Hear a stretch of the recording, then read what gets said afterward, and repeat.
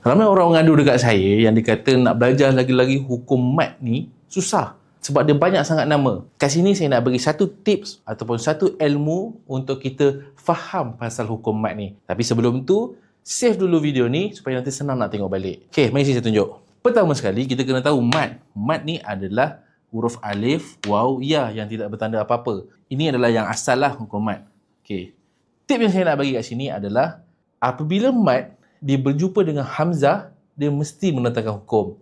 Jadi dekat sini kita kena tahu, hamzah ni dia adalah tukang kacau untuk mat tu. Okey, sini hamzah. Ini adalah mat. Hamzah sama ada dia datang di depan ataupun dia datang di belakang. Okey. Kalau hamzah tu dekat depan, dia boleh jadi dua hukum. Sama ada dia mat badal ataupun dia mat farq. Kalau hamzah tu kat belakang, dia boleh jadi tiga. Sama ada mat wajib mutasil, mat jaiz munfasil ataupun mat silah tawilah. Dapat tak sesuatu? Jadi kalau kita baca Quran lepas ni, kita buka Quran, kita nampak huruf mat, kita cuma perhatikan depan dan belakang.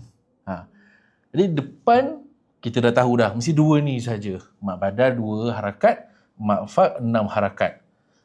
Kalau belakang pula, mat wajib mesti baca 4 atau 5, mat jaiz pun sama 4 atau 5 dan mat silah pun sama juga 4 atau 5.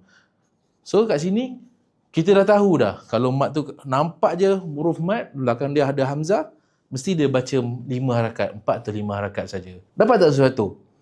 Nak tak kalau saya tunjukkan lagi, ini baru 1 2 3 4 5, baru 5 mat je. Nak tak kalau saya ajarkan 14 mat lagi menggunakan teknik yang macam ni? Jadi siapa-siapa yang nak dapatkan lagi ilmu yang bermanfaat, ilmu tajwid, ilmu Quran, jangan lupa follow Cari Tajwid.